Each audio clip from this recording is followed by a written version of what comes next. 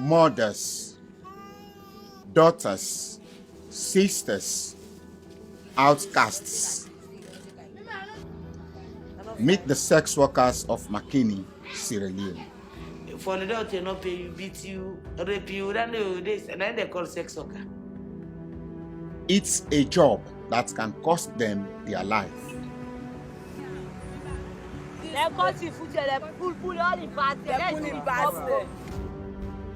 What's happening? What's happening?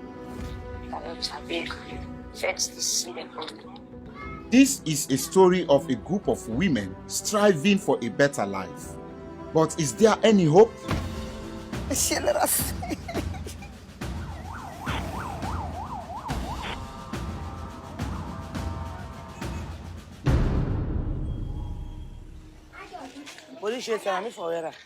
Viewed as immoral outcasts who live in a seedy underworld, sex workers are shunned and avoided by many in Sierra Leone. I see. I'm not fine. You would tell me to me, Sabi. Welcome to the world of Lady P. She has been chosen by the sex workers to be their mama, their matriarch. Here is my resident. All of them, they are tenants. Some of them, they are my sisters. Some of them, they are my colleagues. And some of them, they are my... Come and see. My name is Tyson Conte. I'm a filmmaker and this is my hometown. This night, I am going to see sex workers go out for their business.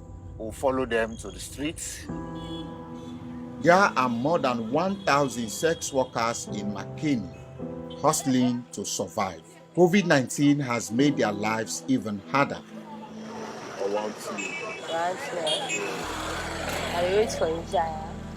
Now, every client counts even more than usual. I must not get one I cannot eat. We get 150, 100,000, 80,000, 70,000, but now this stick you're waiting worker. But I say we get 30,000 now. Then, a shocking reminder of the risks sex workers take to feed themselves and their families. Then yesterday I didn't go kill so bad in Makamaya. They go pulling parts there. Right now we wait for Goldsman and yeah, yesterday. So this are sex worker. Sex worker. Yeah. Yes. No.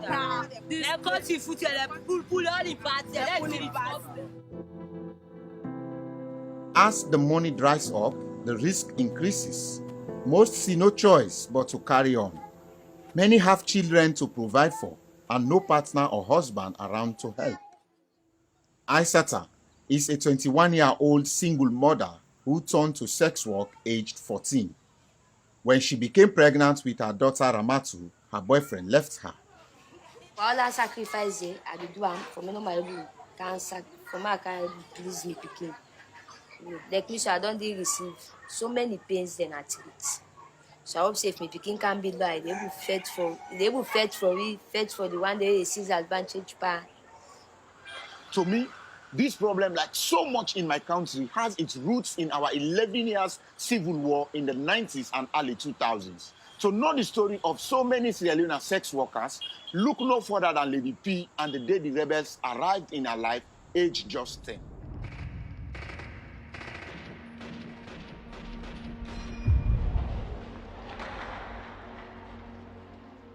I didn't pay me because I named me and see them kill them. You cut this into the land, so they cut this into. That is if I know how so much. Let me get that way, man.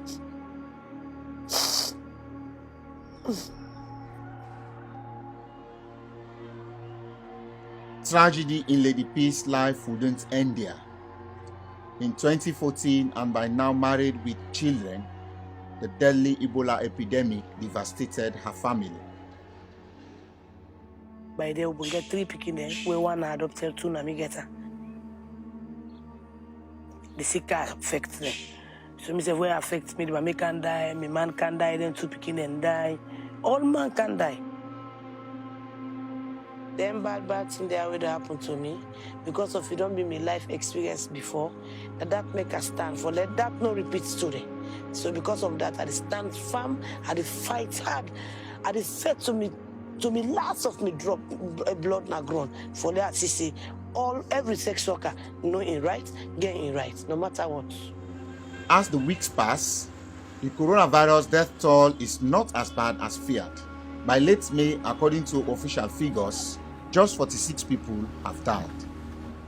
But the risks that sex workers face haven't improved. Lady P calls me to say that Aissata has been attacked.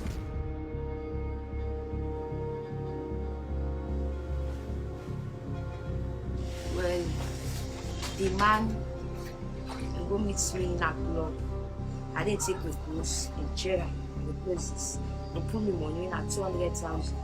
So now they could be first. I the first time for my common I do when take the gun. Because I can't kill me now. Not only does Aissata say her attacker was a police officer, but it was not the first time he'd allegedly beaten her up and robbed her. After a few weeks, Aissata decides to take the police officer to court with the backing of Lady P. But there is a problem, a big problem. Aissata has gone missing.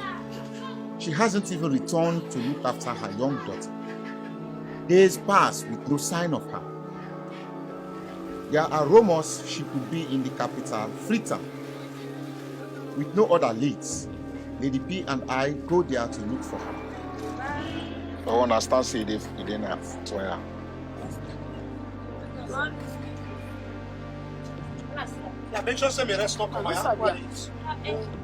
One of Lady P's contacts called someone who might know more. She hands the phone to Lady P. Okay, the picture of the person as mosquito and yellow one. They get bobo in the teeth. Yeah.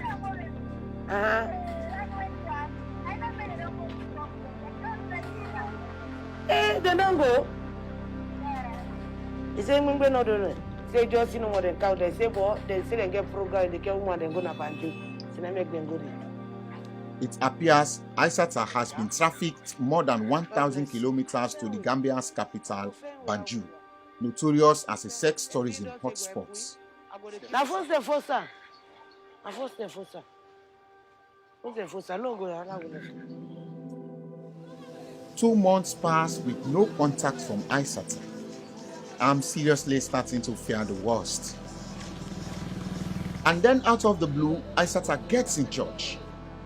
Desperate voice messages and photographs trickle in from a number in Mali.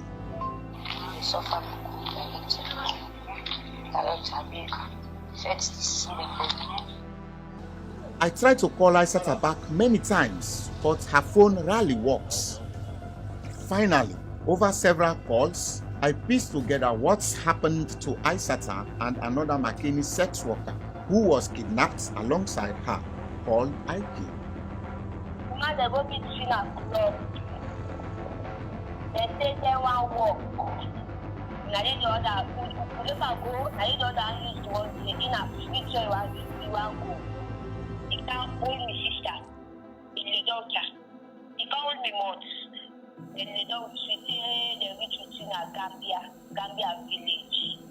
After a month, Aissata and Ike were trafficked further to Mali, where they were abandoned in a small mining village and were regularly raped by miners. If you not agree for rape, what did they do?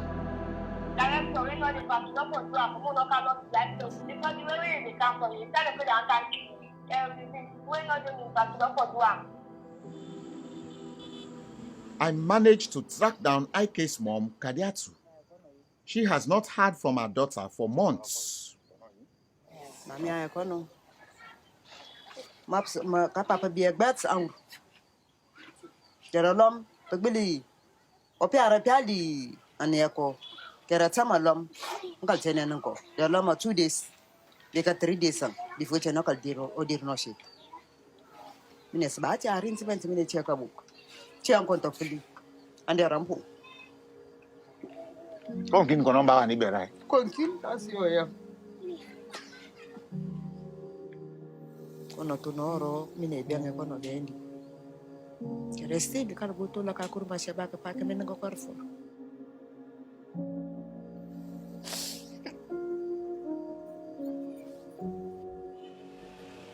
There is one glimmer of hope though.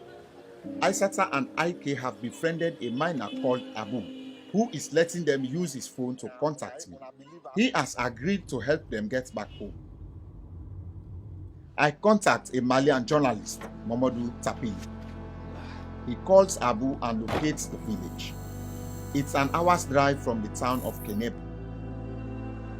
I wait nervously with Kadiatu, Ike's mom, as Tapili finally arrives at the spot where he's arranged to meet Abu. Abu.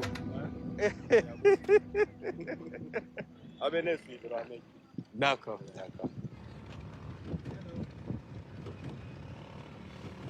Isata and Ike. Thank you very much. This is a brothel, and some people are getting twitchy about the camel. After 3 months, the women are finally safe and on their way to the International Organization of Migration in Mali's capital, Bamako. The IOM is a UN body which aids trafficked people. They have agreed to help Aisata and Ike return home. Hey, Aisata. Camera boy.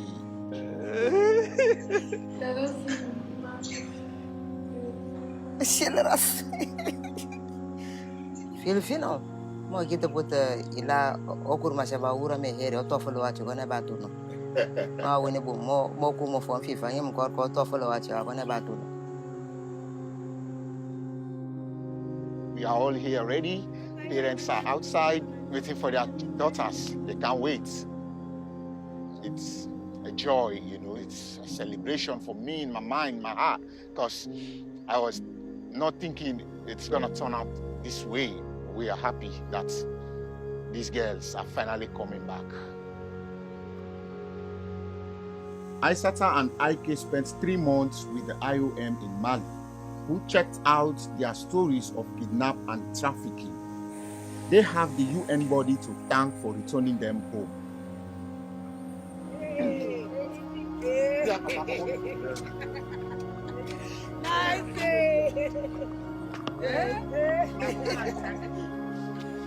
These lives that we are almost lost, we regain them.